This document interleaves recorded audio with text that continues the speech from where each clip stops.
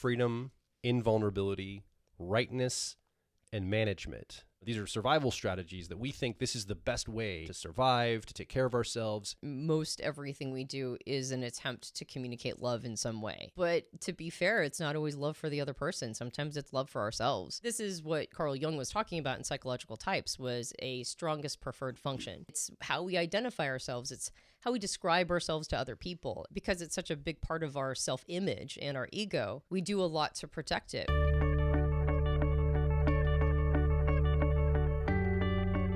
Hi, welcome back to the Personality Hacker Podcast. My name is Joe Mark Witt. And I'm Antonia Dodge. You sound like you have a little cold, Antonia. I have the sniffles. The sniffles in your... We'll have to pause if you have to take care of with a tissue or anything, right? Which is very likely. I've been doing a bit of sneezing and a bit of coughing and a bit of nose blowing. I'll try to be as delicate as possible about all of that. Okay. And I would, if I was listening to a podcast and somebody was sick, I'd be like, why don't you just podcast a different day? But the answer is because we can't. Today's the day. The schedule is very tight, and Yes. we're going to be doing quite a bit of travel and lots of live events. And That's right. yeah, we're about to head out to multiple places for a Personality Life Path live event, and then a Profile Training live event, and then another Profile Training live event. So we've just got live events just like stacked up like crazy. So like you said, today's the day. Gotta get to stepping. I'm excited. Next week, we're going to do a whiteboards and archetype. It's the first time I've ever done an event. It's a bonus for our more advanced programs where for our Profile Training community, if you want to set up a business or get clients, we're going to talk about that for a whole weekend, how to set up your profiling business or your personality or Jungian coaching business, which I think is going to be really exciting. I'm excited about it. I've never done anything business training at this level before. Yeah.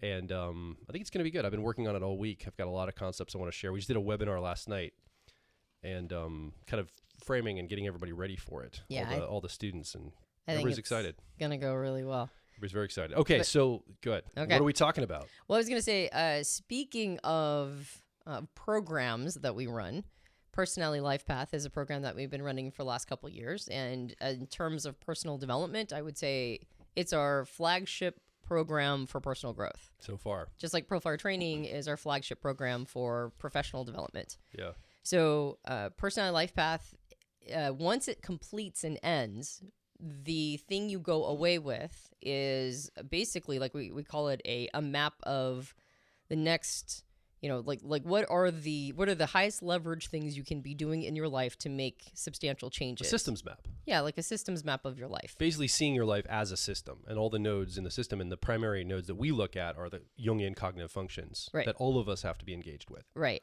So once it completes, though, you're qualified to enter an ongoing mentorship program called Life Path Coaching, which is group mentorship, and it takes the systems map that you created in Personality Life Path, and then it's designed to help people continue with whatever is the next goal that they have or the next thing that they're working on. But we don't just do a group mentorship. We theme them every quarter. So we've done, I want to say, 5 or 6 quarters now. So a quarter is every 3 months. And this last Life Path Coaching had the theme of relationships. So we've been taking every class that we do in Life Path Coaching and doing a one-to-one comparison of your personality and one person in your life, their personality. And it's kind of similar to our couples mapping program or our personality types and relationship program, but it's guided. And so as opposed to just taking in information and kind of trying to map it on your own, then we do a deep dive exploration and offer that guidance. So the reason why I'm saying all of that is the most recent class we taught on this, we discussed the firm model, and we did a side-by-side comparison of your firm fixation with this person in your life, their firm fixation. Yeah. And it was really good. Like, I would say that was like, and I mean, maybe it's because we don't talk about the firm model as often as we talked about other things. Like one week was how your archetypes, the descending order of archetypes can, interact with this person's archetypes, and your cognitive functions with their functions, and your descending order of certainty with their descending order of certainty. Subjects we have a tendency to talk a lot about. But I would say that this firm fixation session was really interesting to watch how our fixations show up in our relationships, not just in how we tend to respond to things in our life, but specifically the people who are important to us. How are they experiencing our fixation? Yeah, the firm model is something we use in a lot of our programs. We have it actually in our book. I just grabbed a copy of the book real quick. Chapter 22, page 410. In the current copy of Personality Hacker, there's a whole chapter dedicated to the firm model. That's really the first place we started formally writing about it, but we've embedded it into a lot of our programs like that, personality types and relationships, couples mapping process. Yeah. And then obviously the owner's manuals here, personality type. We have 16 owner's manuals for all the personality types, and we talk about the firm model there. I would say on the podcast, we don't go into it as often, though. Yeah. Yeah, we talk about functions more on the podcast and other things. And so because of that, after we got done with that session, you were like, this would make a really good podcast. And I was like, I think this would make a good podcast series.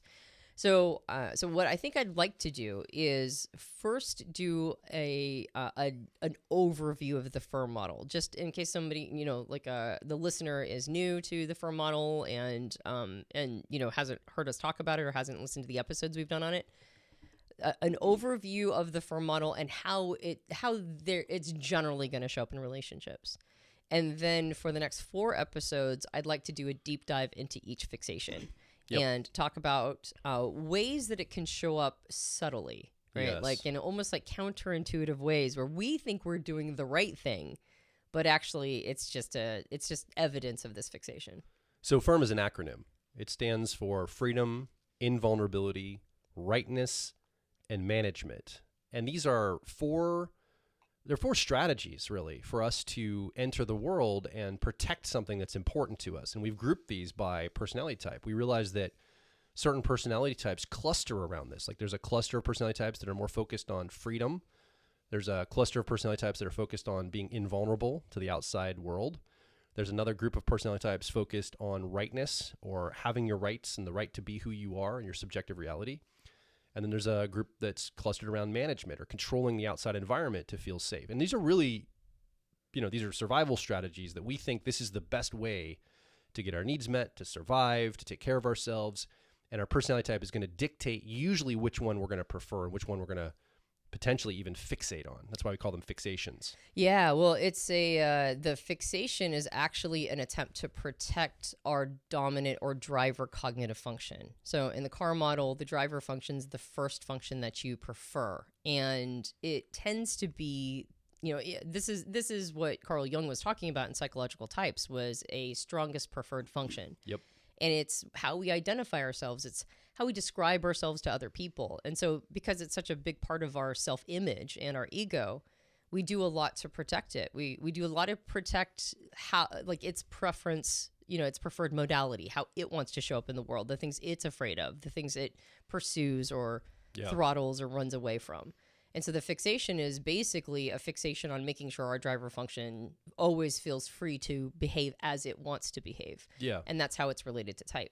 If you've never heard of cognitive functions or the CAR model, head over to personalityhacker.com/CAR model. That will get a great starting place for you to understand what we're talking about. It's a framework we use, and we're going to use it today as we go through this. So start there if you don't know what we're speaking about. Yep. So let's jump in here. What are we going to tackle? Anything we have to give, any caveats or anything we got to give before we jump into the actual 4 parts of this? No caveats, but I think we should probably establish what personality types are associated with which fixation, and maybe talk a little bit about like what the fixations actually are. And then I think at that point we can discuss how they show up in relationships in like more of a general way. So you want to go through all 4 and then go back through them again a second time? Pass? Like maybe a high level, like a 20,000 foot view. Okay. Like do sort of a high level understanding of what firm really means, and then dive into what they look like in relationships. Okay. So let's start with freedom. That's the first letter in firm. Right. And so these would be for all the EP types.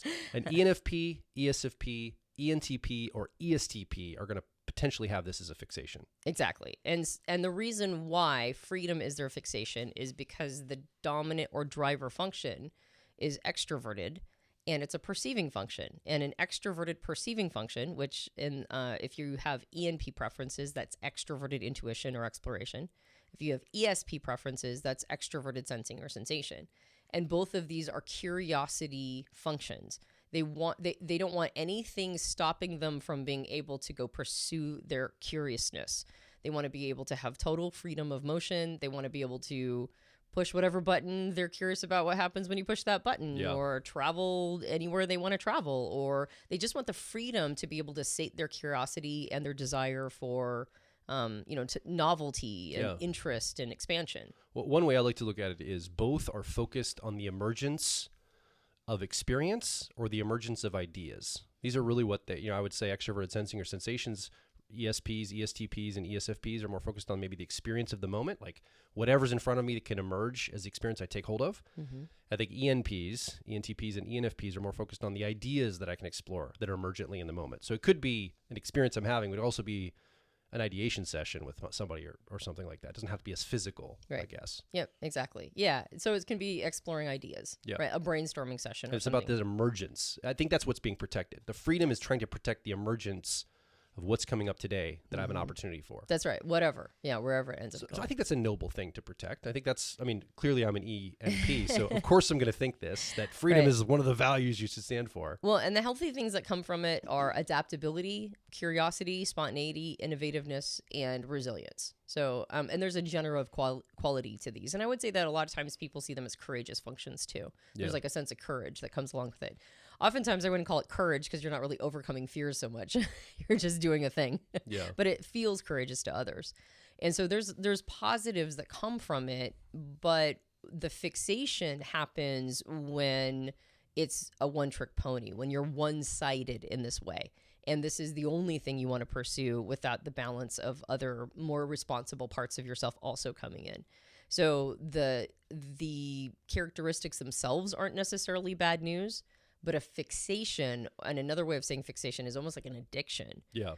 When the addiction forms, then it's hard to not be those things, not be freedom, so freedom focused. And then we'll discuss what that can look like in a relationship when the fixation's taking over. Yeah, I'm sure we all have somebody in our mind who's an EP who probably is older, maybe even past middle age, and never actually settled down, never has some substance in their life. They're living as free as they were when they were 18, kind of just taking the next opportunity.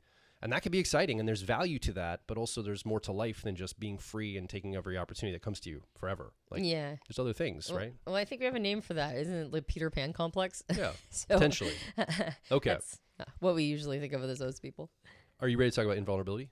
Okay, let's talk about invulnerability. This one I think is a little misunderstood because the idea here, and by the way, this is for all IJ personality types. So INFJ, ISFJ, INTJ, and ISTJ types will have a potential to be fixated on being invulnerable to the outside world's assaults, like not impenetrable, right? And I would say a lot of IJs have a ongoing conversation in their life, their entire life, about proper boundary setting and how much to let other people in, how much boundaries and borders to have in their life.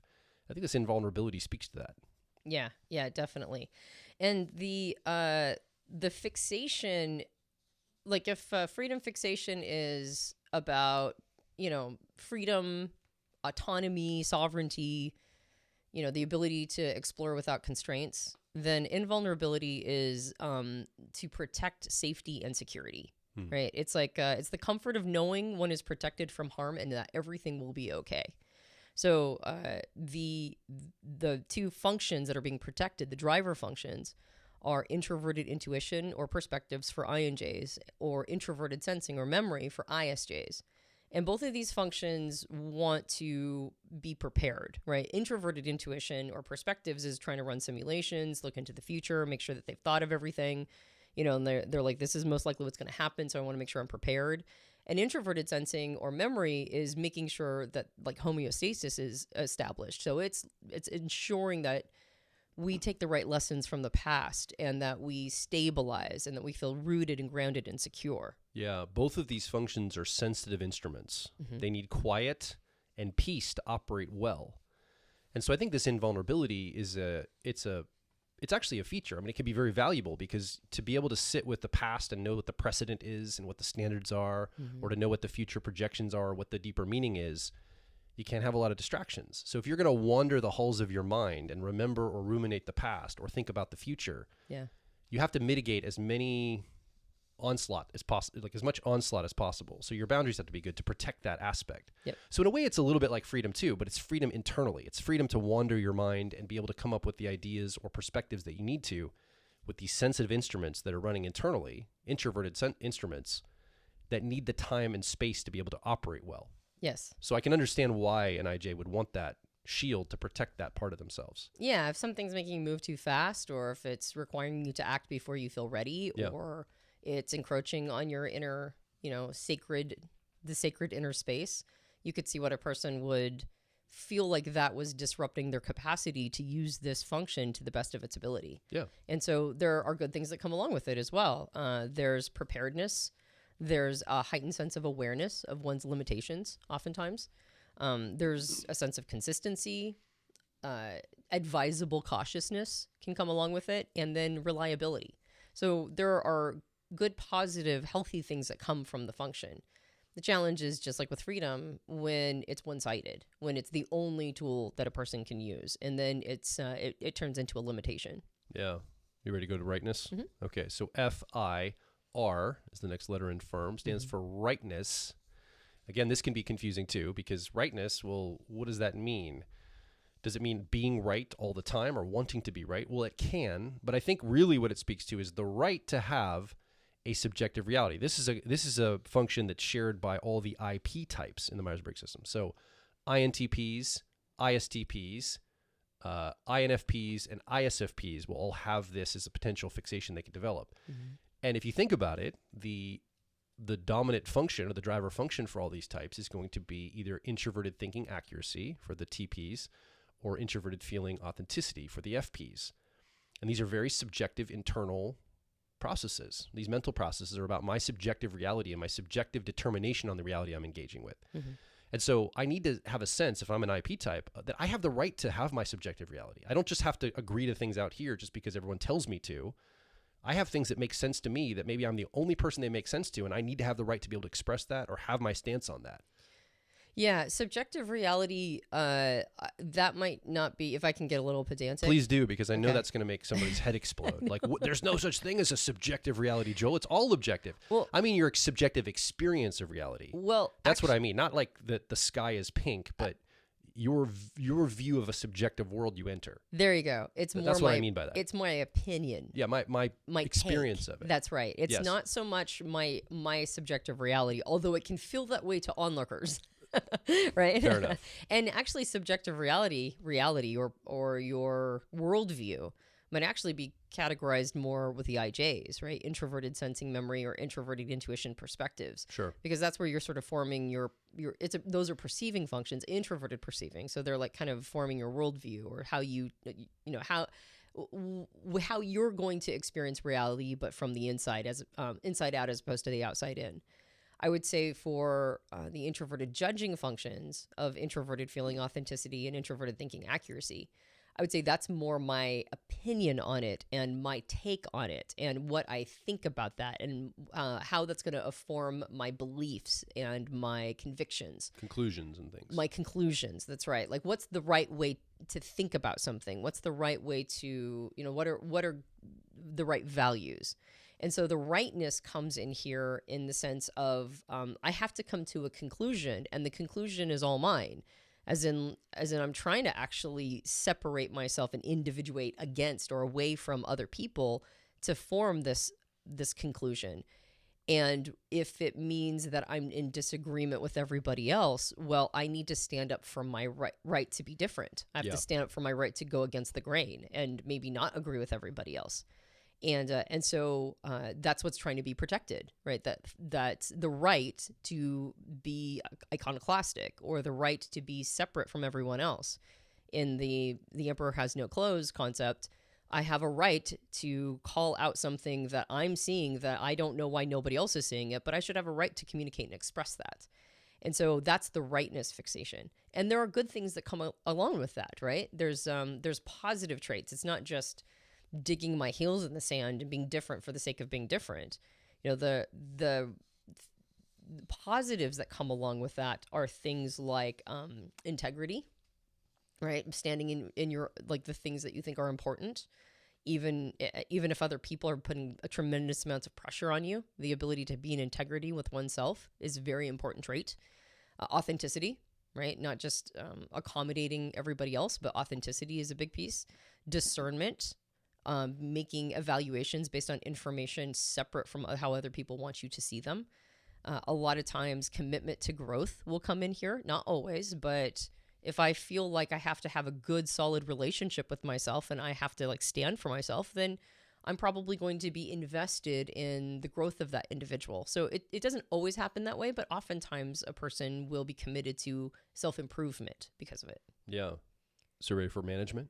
Well, I was going to Do you have say, some more things to say about this? yeah, no, just one more thing is that just like freedom is seeking a sense of sovereignty, right? And the ability to explore without constraints, and invulnerability is fundamentally seeking a sense of safety and security. Then rightness is looking for a sense of certainty and correctness, right? There's like I want to be correct, right? I want to be accurate. I want to be aligned. Even to myself. Mm-hmm. Like maybe an authenticity person may not want to be accurate to the facts, but they want to be accurate to themselves. Yeah, I'm aligning with truth, or I'm aligning with morality. Yeah. And so there's that sense of correctness that comes in there. Okay. So let's talk about the last letter, and then we'll go back through them and talk about relationships. So M stands for management, and this is where all the EJs are going to be clustering. So we have ENFJs, ESFJs, ENTJs, and ESTJs are going to have the potential to fixate on managing the external world to feel safe and comfortable. So the story to the self is, if I can architect or control the environment that I'm in, and I can keep everything in its place and keep the schedule going and keep everybody in harmonious or working together or the projects on the deadlines, it's going to be okay. And so there's this fixation potentially on always being managing in the outer world. And sometimes that rubs people the wrong way. It can, for sure. I think the feeling that's being sought here is one of order. Yeah. And clear structure, clear processes, clear outcomes. Like there's a desire to feel like everything is under control, fundamentally. Yeah. And so there are some good things that come along with that, even though it can be difficult for others if they feel like that person is doing over management. But that's just like with the rest of them, it's not intrinsically bad on its own. It's only a problem when it's a problem, right? It's only a problem when it's become one-sided and the person can't let go of it. In the same way that an EP can't let go of freedom, or an IJ can't let go of invulnerability, or an IP can't let go of righteousness or rightness, then when an EJ can't let go of management, it becomes a problem or a challenge. So it's the one-sidedness that's really the issue. But when it's not one-sided, when it's healthy, there's some really good things that come from it. Leadership is a common trait that comes along with it. Organization, decisiveness. Man, how many of us deal with indecision all the time? Yeah. So it's nice to have a sense of, or a feeling of decisiveness around us. Accountability is oftentimes a piece of it, and strategic thinking or strategic maneuvering is oftentimes associated with management. So, or this fixation, or people who have EJ preferences, I would say. So those are the positive ways that it can show up. And as long as it's not, the person's not doubling down on it or making it one-sided, then there are good things that come. But again, if it is one-sided and a person can't let go of it, then that's when you run into trouble. Yeah. So again, these are strategies to protect your dominant or driver cognitive function. If you don't know what that is, again, head over to personhacker.com/car model. You can learn all about that framework. Let's go back through these now and talk about them in light of relationships, because this is where the dynamic, in our relationship, Antonia, we actually share the same possible fixation. We do. And so, we're doubling down on potential fixations here in our relationship, and also our blind spots and all these other things that, Yeah. Well, in some ways it's nice because we're in simpatico with each other. So it's struggling. Yeah. We're not going to fight over it. But at the same time, it also means that neither of us, what is it? Helps throttle our worst tendencies around this. Yes. Well, life has done that to us. Yeah.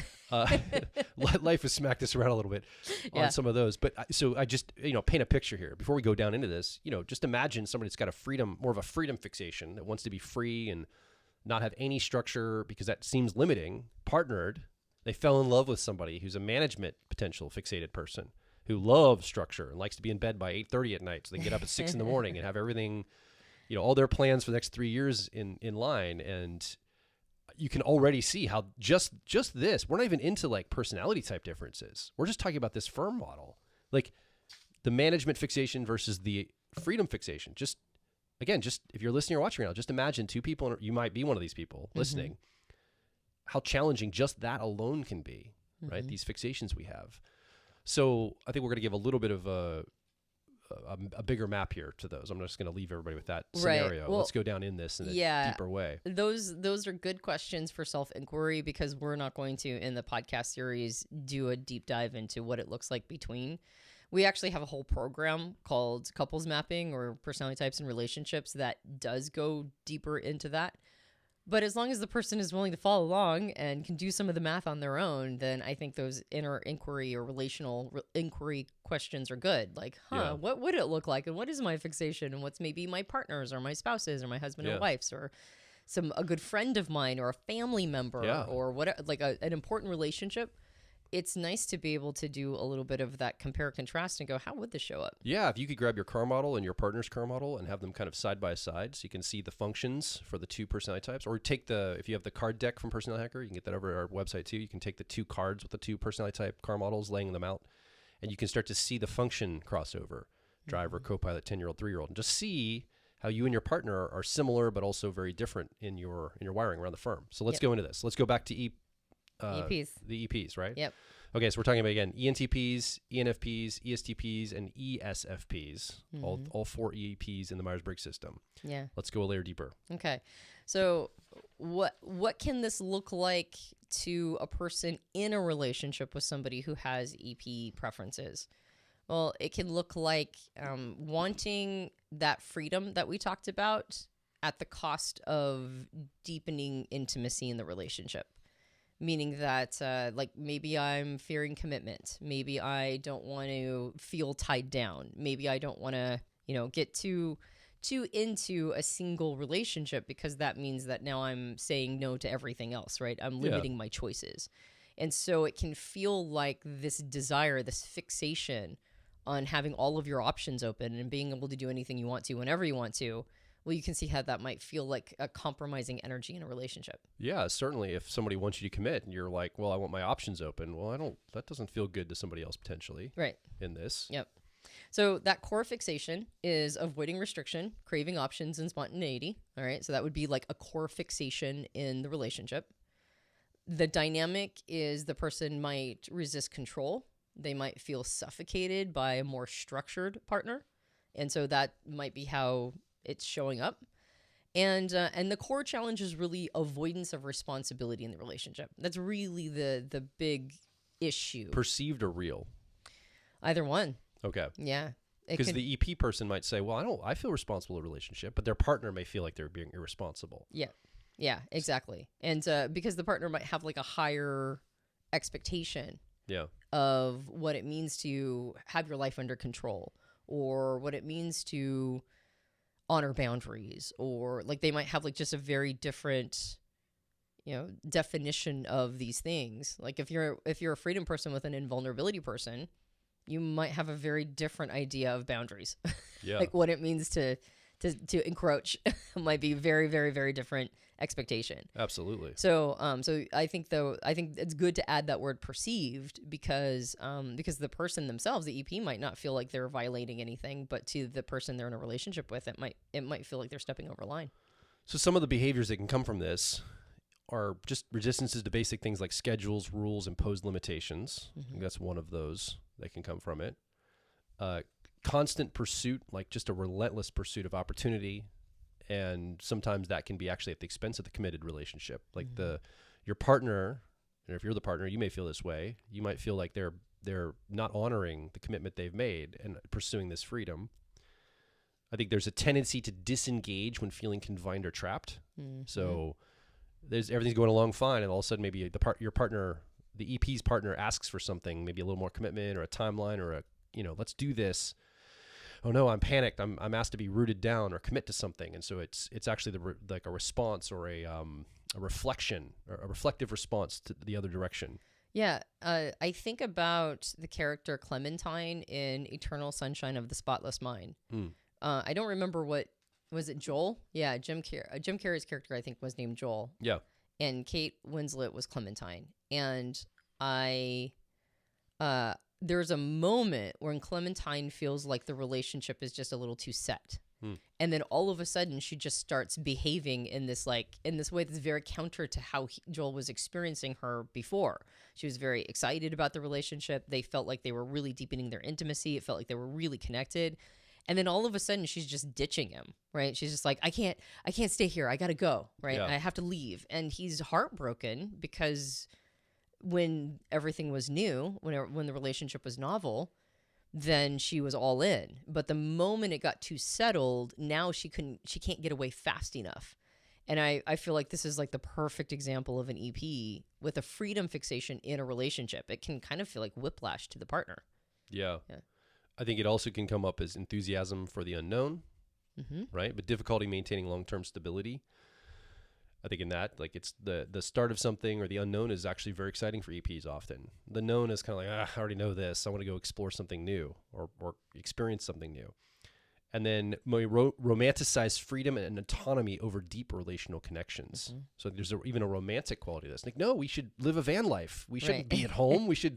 Let's get a van and live on the road and be nomads. Let's not have this rooted life. Let's have a very different freeform life. Even if it's not good for the relationship. Yes. And I think that's really what it comes down to, is that each of these qualities or characteristics in and of themselves aren't necessarily bad. That's right. Right? It's like seeking novelty is not necessarily bad.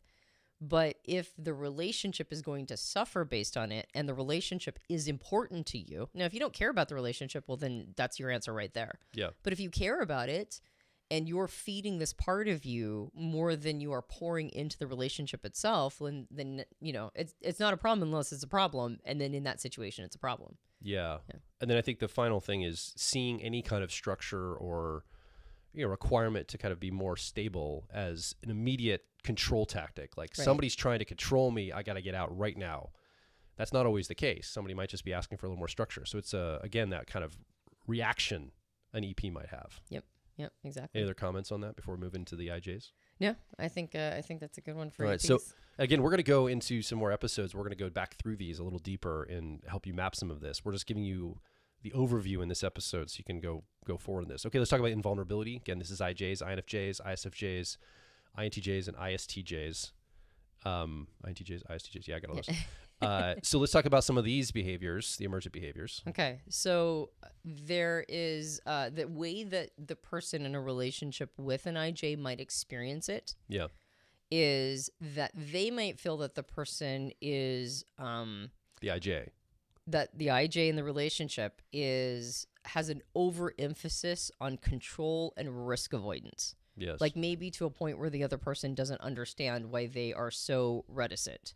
And so it feels like, and it's like that concept of the unstoppable force meeting the immovable object. Yes. The invulnerability fixation energy is the immovable object. Yes. Right. And it can feel like that when you're in a relationship with somebody who has this fixation. Yeah. I mean, we were at a person's house very close to us who is an IJ, and they had like a gate to get into the community where they live. And we were there for a week, and we had to keep, like, we were driving away and coming back, and they refused to give us the gate code. They just said, I don't trust that you're not going to, it's going to get out to somebody. I'm thinking, who would they even know the code? Like, this is crazy. Why does anybody care? Over fixation on like protecting the access. Yeah. It seemed absurd to me. Yeah. But that's where these things can actually come out in real ways. Like we were very responsible. They seemed to trust us to stay in their home. We're very close to them, like their family basically. Right. And they couldn't even give us the gate code. And I was like, that's really weird. Like that feels too protective to me. To a freedom fixation person, it's like, what? Like what? I don't even lock my doors half the time. How are we supposed to get in and out? Right. Yeah. And so absolutely. And to the person themselves, there's probably all sorts of reasons. Oh yeah. There's like all sorts of, it's very rational. Yes. And yet to other people and onlookers, it might feel a little closed down. Yeah. Yeah, absolutely. You can see my resistance to this, obviously. Yeah. Yep. Go ahead. All right. Well, I was just going to say, and just like with the freedom fixation, they're going to feel like it's compromising intimacy. It's compromising the ability to go deeper. in this, it might feel like it's compromising opportunities for growth, because getting outside of our comfort zone is how growth happens. We mature when we do things that are scary. So if your insistence is on being safe, then it might feel like the relationship is now static. It's not going to go anywhere because the person isn't willing to take any risks. Yeah. Okay, so some behaviors that can come from this: difficulty expressing personal emotions, even appearing detached. I mean, if everything you share with somebody could possibly be weaponized or used against you and you feel vulnerable to that, well, you're certainly not going to want to share what's going on for you in your heart. Right. Well, the core fixation is really avoiding emotional exposure and unpredictability. Yeah. So the difficulty expressing those emotions is usually because the fear is that they'll be weaponized, right? Almost immediately. And so in the relationship, that can feel like creating walls, or the person really struggling with just being vulnerable at a basic level that the relationship requires of it. And so it manifests as a sense of disconnectedness, and like not just not being vulnerable, but like being unavailable, like emotional unavailability, which will tie into some of the behaviors you're talking about. I always imagine kind of an ivory tower. IJs kind of have this ivory tower element a little bit. Not always, but that can develop. I think there's also a preference to process things internally, like not to have to process them outwardly with another person, but I'll just handle this on my own. I'll take it internally and we'll go from there. Yep. Obviously may suppress vulnerability to maintain a sense of control. This is definitely a way to keep in control of your sense of self, but you have to often live a small life to do that. That's the other thing, is how much can we actually control or keep in our influence as humans? Very little. And so in order to have the maximum control, we have to have the minimal space to take up, minimum territory for maximum control in that. So I think that could be really difficult. Struggling with spontaneity and needing predictable interactions or outcomes. Spontaneity puts us in a very vulnerable position. If I just go out of the house without plans, well, I don't know what's going to happen. I think that can feel very scary and frightening to somebody that with IJ preferences. Can seem overly self-sufficient. And so it's like, well, they've already got their stuff handled. They don't need me. It doesn't feel like they have any need. So if you're an IJ and you're frustrated that maybe people are not, meeting your needs or tuning into you as much, well, maybe you're sending the signal that you don't need them. They're unconsciously picking up, oh, you must have this. You're behind your walled garden of life and you've got everything you need internally. You must not need me to give any inputs. Yeah. Well, and then it creates one-sided relationships, which it's not uncommon for IJs to find themselves in one-sided relationships and then go, why am I in a bunch of one-sided relationships? Yeah. It's like, well, because part of being two-sided, or back and forth and reciprocal isn't just the person offering to you, it's you being willing to lean on them. Yeah. And then I think a tendency not to share struggles. You don't want to seem vulnerable or weak. I think weakness would be vulnerability, right? I don't want to look weak. Somebody might take advantage of that. So I need to have a show of strength, even if I don't feel it. Yeah. And again, all these things might manifest themselves as really strict boundaries that people experience. On the other side of a relationship, the person might just have a lot of like, wow, you have got a lot of boundaries. Okay, I can't cross those. Yeah, a lot of back walls. off. Yeah. Yeah. Yeah. So I think that's where it can really be difficult in a relationship. You want to move on to IPs? Let's do it. Okay. So these are the personality types of INTP, INFP, ISTP, and ISFP. So all the IP types are going to be using this, or this is going to be the fixation they're going to be focused on. Yep. Yeah. And so when you're in a relationship with somebody who has a rightness fixation, remember they're trying to protect that driver function, which can sometimes feel really marginalized. And so they might, especially if they've had a lot of experiences throughout their life that they've been given communication that they are not allowed to have their opinion if it very much disagrees with others.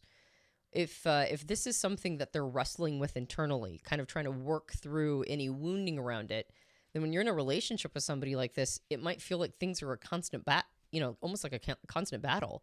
Yeah. Lots of conflict over principles, lots of conflict over the person's opinions and asserting them.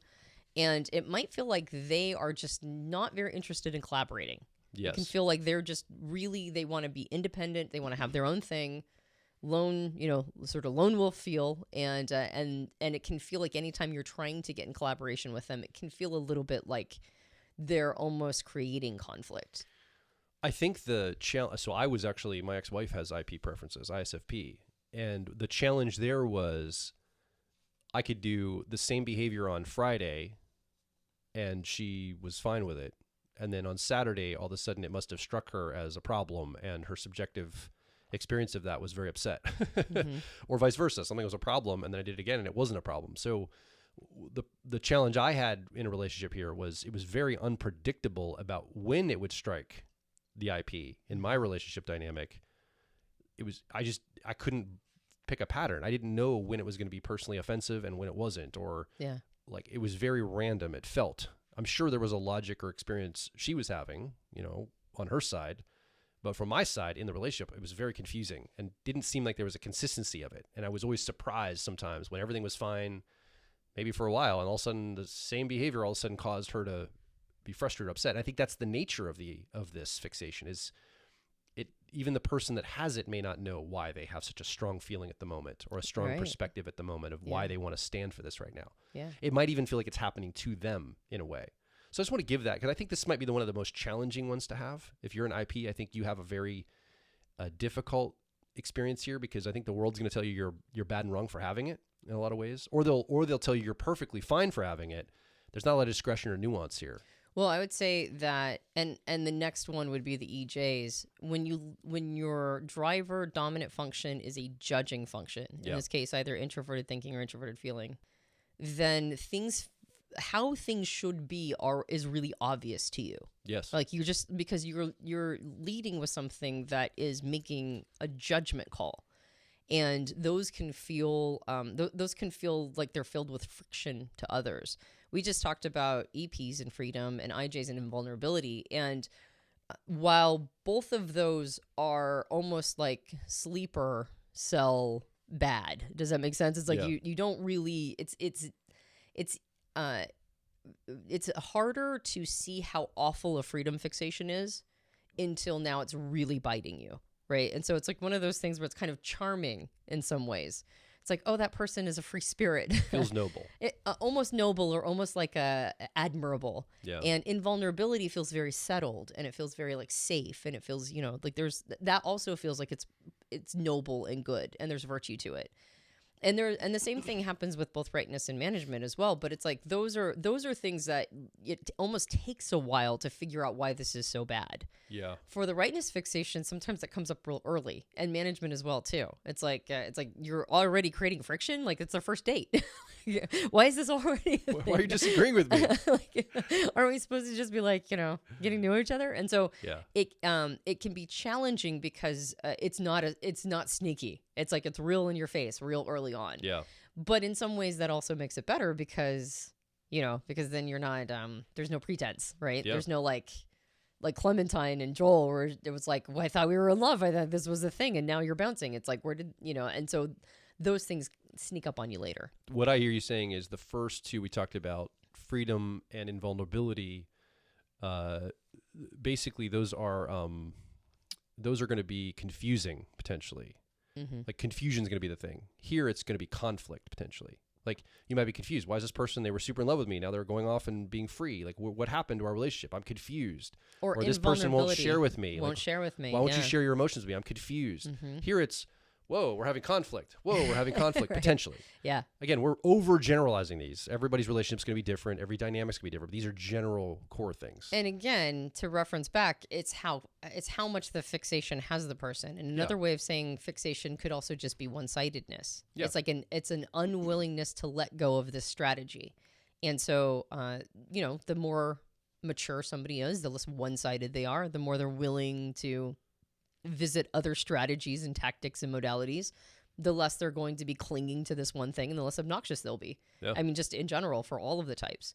So you're not going to have somebody who, if they're a mature EP, they're not going to be like crazy and ditching you and like, feeling like Clementine, like she's got to get out. Yeah. If they're a mature IJ, they're going to be a little bit more seasoned. They're going to have more courage to share themselves and be open to new experiences and be willing to take some risks and chances. And the more seasoned an IP type is going to be, the less insistent they're going to be that their perspective is right, and they're going to be a little bit more, you sort of have their edges smoothed out. So let's talk about some of the core fixations. It's either, avoiding being wrong, I think that's really a hard thing for an IP to feel like they were wrong about something, or prioritizing authenticity in their, I'm going to be more authentic to myself, even if it doesn't make any sense, I'm going to be authentic to this thing. And again, that could be good. We're not saying these are bad inherently. It's just they can become fixations. In a relationship, they may resist external influence, demand alignment with personal values, right? Well, my values need to be the values of our dynamic, our relationship. Yes. They're so strong in me. I stand for these things, these causes, these perspectives, this religion, this political paradigm.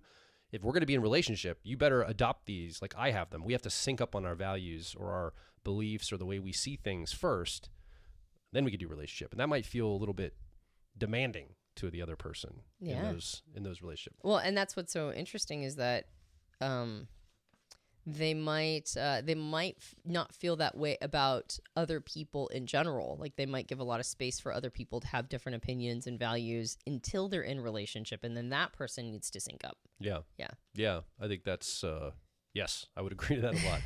And I think also they can just be very rigid and stubborn. It can feel rigid or stubborn, especially from the partner on their perspective. Like I will die on this hill kind of energy. And that could be, sometimes that's difficult because I think relationships are compromised. You have to compromise with each other and find ways to maybe not always win, but move forward together. Yeah, or tenacious. Like they can't let it go. Yeah. That's the other thing, is that they could be stubborn in their position, or they could just be stubborn for the argument itself. Like they're a dog with a bone, and until there's reconciliation, they're not willing to end the debate or end the argument. Yes. Yeah.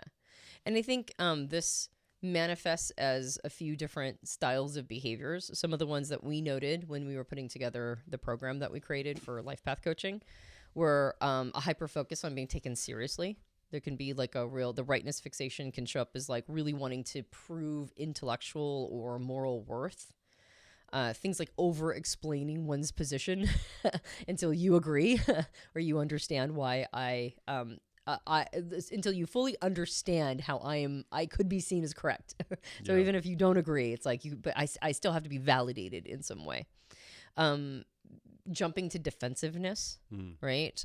Or feeling challenged and misunderstood preemptively, right? Or needing things to be just like perfectly worded to match one's experience or perfectly worded to match one's way of thinking before there's a sense of relenting, right? And going like, okay, now I think you understand. And then there's a tendency to shut down or disengage when they feel invalidated, when their perspective isn't acknowledged or their position isn't acknowledged, to just kind of like detach and disengage and not stay with the intimacy, not stay with like the relational intimacy. There's also a sense of fierce independence, or can be, and that independence, while good, can feel isolating to a partner in particular. Now, it might not feel that bad to other relationships in your life, right? Because there's more of a sense of boundaries in other kinds of relationships.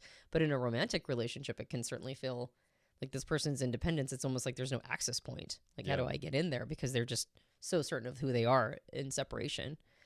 And then also that, as mentioned before, there might be some struggle with collaboration, right? And so the things might not feel like a team as much. Yeah. And so that's one way that it can really show up in relationships.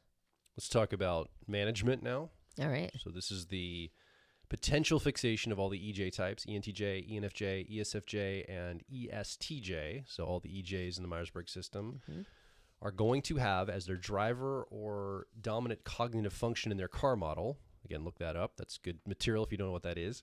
Are going to have an extroverted judging function. So these are functions, mental processes that make decisions about what has to happen in the outside world.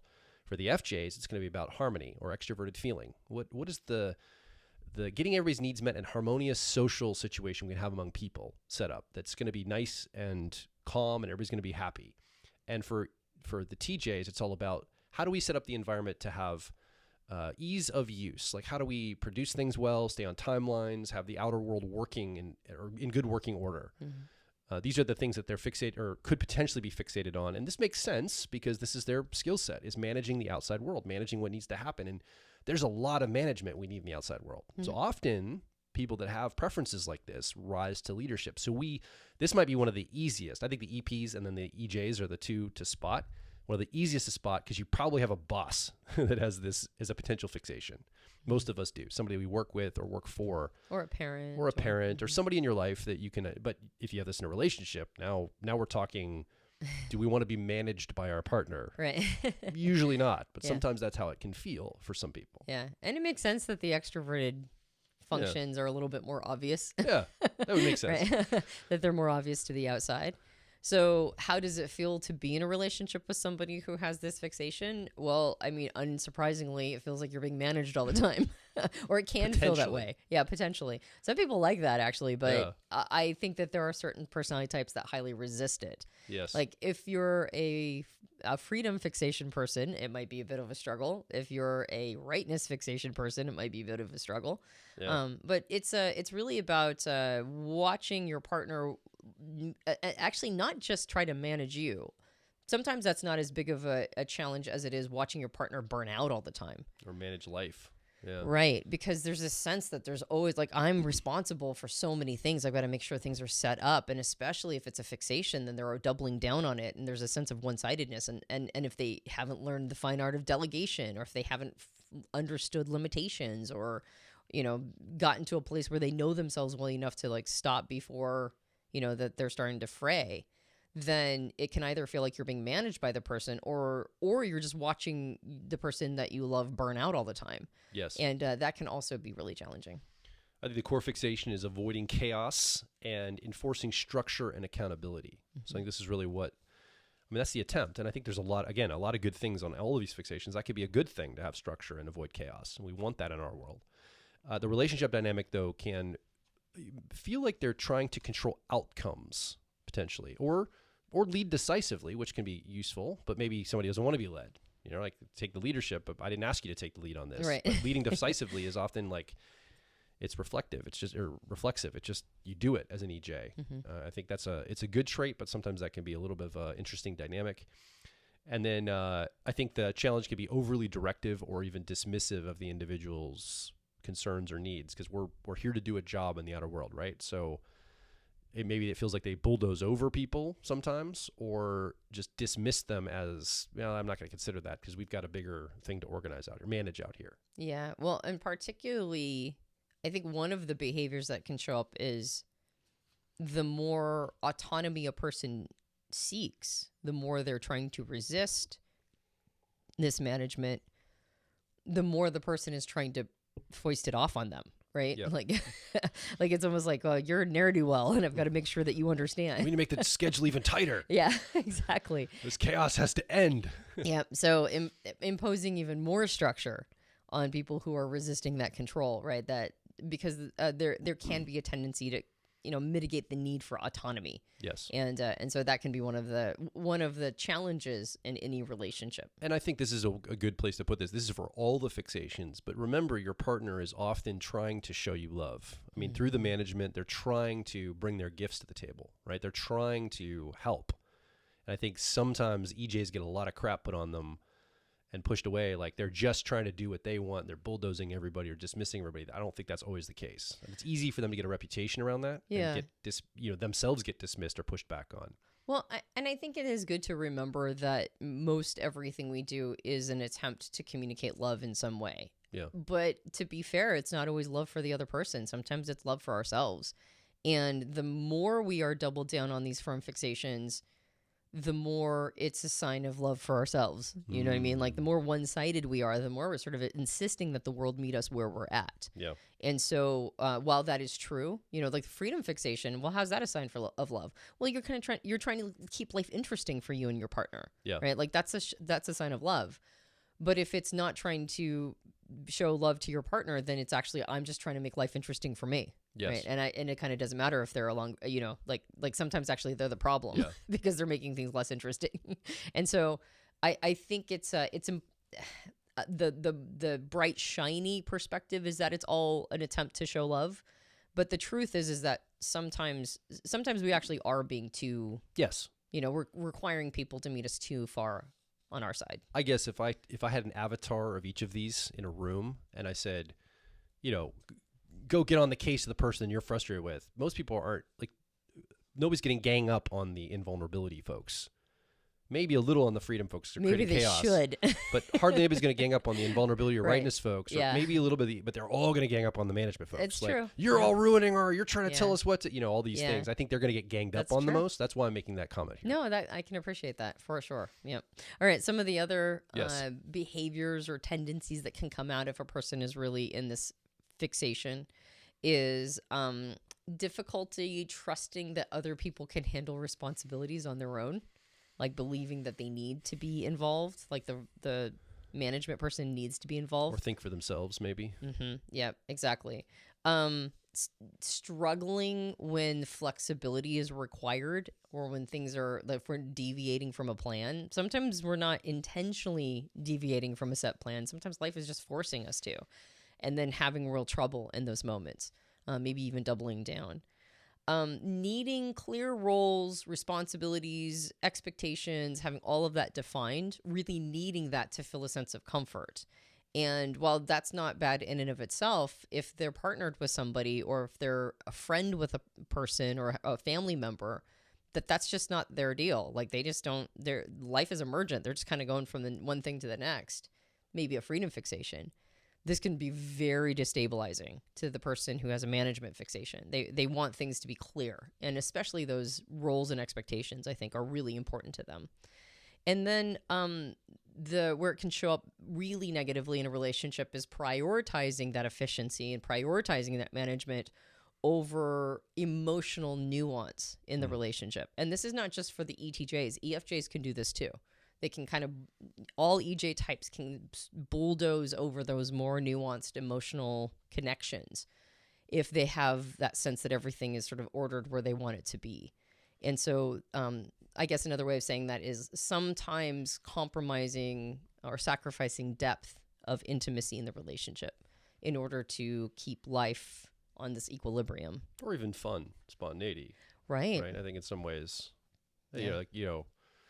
I appreciate you slipping into that, sexy outfit, but fold your clothes before we can get intimate. That kind of thing. All right. Like, It's not Thursday night.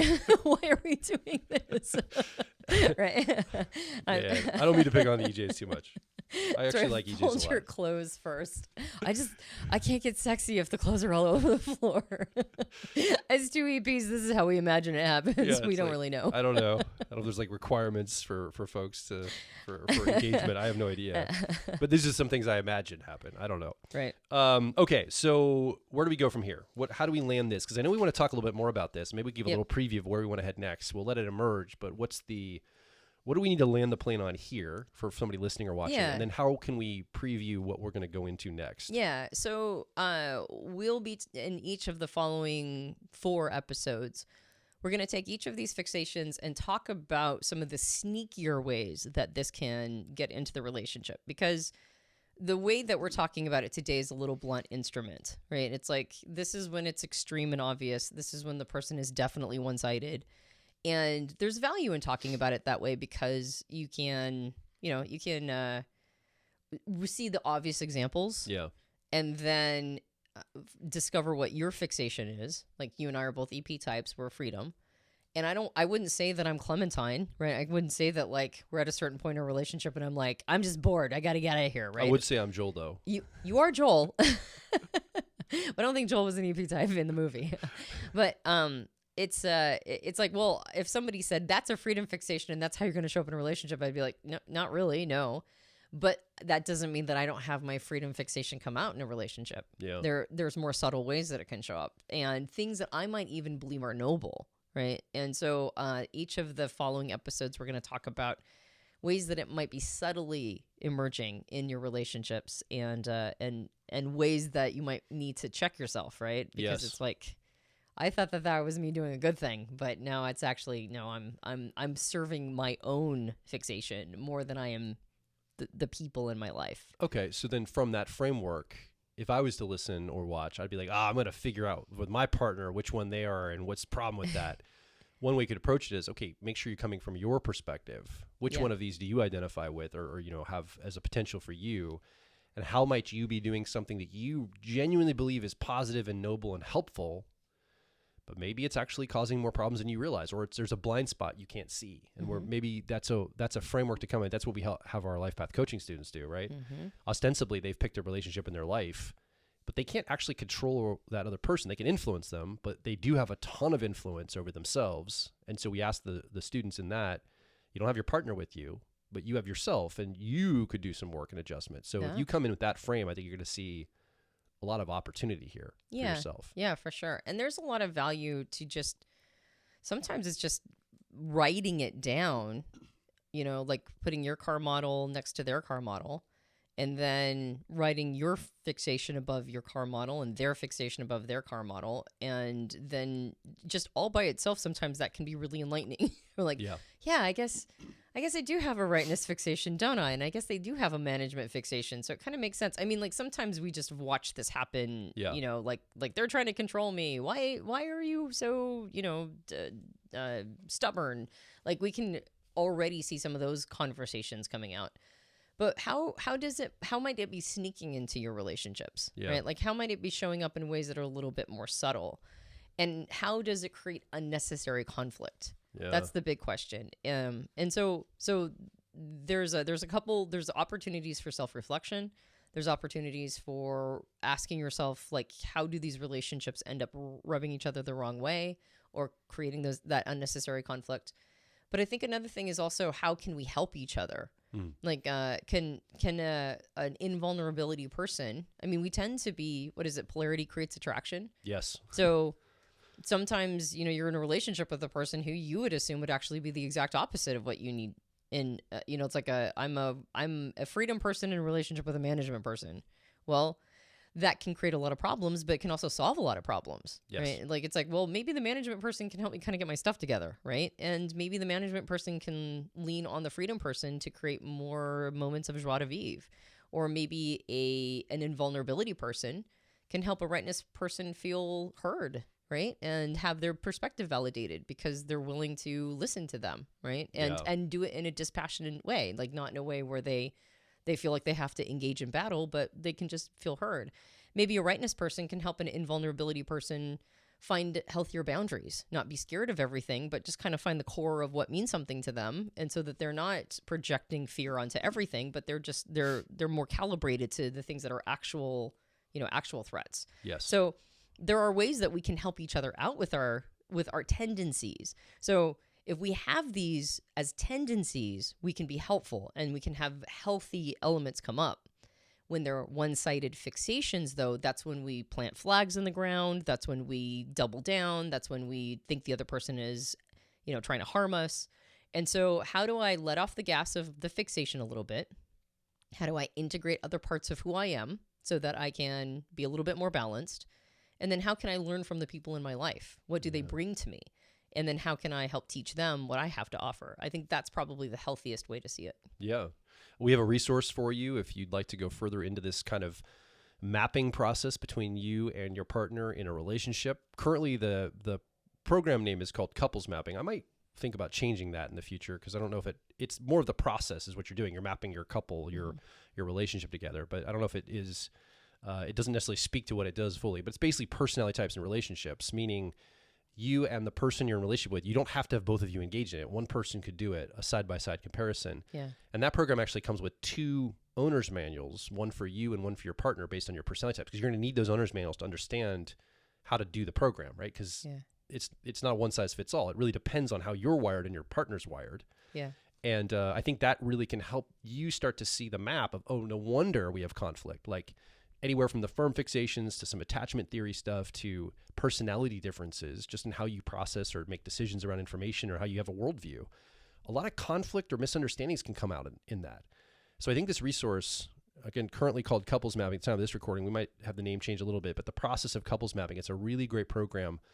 And speaking of those owner's manuals, you could just start there too. If you just wanted to start with one of the 16 owner's manuals for your personality type, I think that's also a great place to start. Find all of that over at personalityhacker.com. Yeah, I want to give one last plug for Couples Mapping, or whatever it ends up being called in the future. There are people who have not invested in it because their partner or the person they're in a relationship with isn't, you know, they're like, well, they don't want to do it with me. You don't need them to do it with you. You can do it totally solo. You can do it with them. Of course you can. And I mean, I guess you could even say that's ideal, but you don't need it. If you want to go through that program on your own, I guarantee it's going to be a leverage point in your relationship. Just you having all the understanding is going to be a leverage point. That's the first thing, is that you don't have to have your partner doing it. The second thing is it's an at-home study course. So as opposed to some of the other programs that we run that have live events, this is one that you can do on your own timeline. And I think it's a fantastic program. Like, I think it's one of our, in my opinion, it's one of our better. Yeah, it is. And I think it just needs to be positioned better, because also Brian, who's in our PLP, he's a counselor, a couples counselor. Mm-hmm. He got it, and he's using it to understand the couples he's working with. So he's using it as he is also for himself and his wife, but he didn't get it for that reason. He used it as a practitioner, therapist, counselor, coach. That's a great use for it too. If you're one of those categories, to see how couples are mapping, like how they are mapped, you can also use other people in the mapping. It's not just and you can do it over and over again. The principles hold, right? It doesn't matter.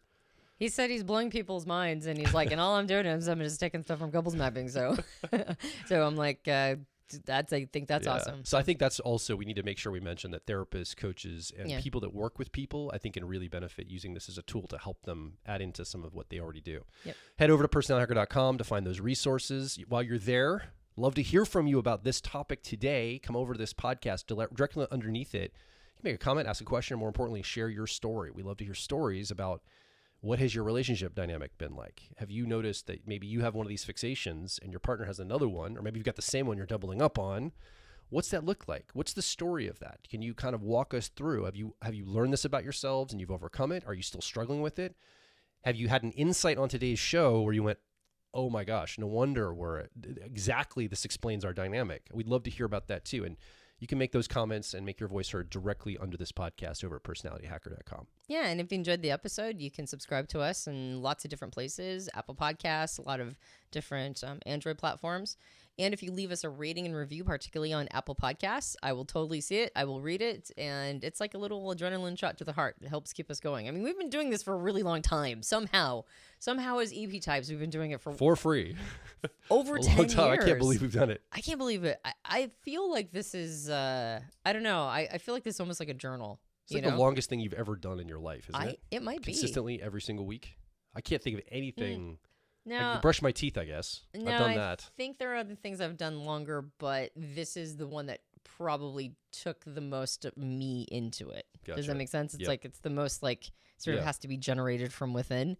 And so, yeah, I mean, it's like, it's still a thing. We're still doing it, but it is nice to get some feedback so that it doesn't feel like we're just like throwing bottles in the ocean. You know what I mean? Like message in a bottle. And did somebody get it? Well, we do get a lot of feedback. We have over 1,000 reviews. I don't want to make it sound like please, we're begging for feedback. Don't tell people that, because then they'll be like, oh, so you do want to seem like we're begging for feedback. Oh, okay. Well, we are begging for feedback. Please, please, please. I'll get on my knees. I didn't beg. I just said it would be nice. I don't feel like I'm being pathetic. Am I being pathetic? All right, so I'm being pathetic. I'm pitifully asking. No. Maybe it's my insecurity. Maybe I'm like, oh no, people will think we don't have anybody. I don't know. Maybe I'm struggling with insecurity around it. That's interesting. Yeah, that's interesting. Possibly. I don't feel insecure about asking people for comments. I'm like, probably do. That's probably what's coming up for me. Go. I should think about that. Go give a review, because I need it, because it's adrenaline shot to the heart. Yeah. So, well, it does juice you up. It does, and I read all of them, including the ones that I read them all. I'll just say that. I read all of them, and I take the feedback seriously. And so if you'd like to give us feedback, then please feel free to do so, particularly on Apple Podcasts. Yeah. All right. My name is Joe Mark Witt. And I'm Antonia Dodge. And we'll talk with you on the next Personality Hacker podcast.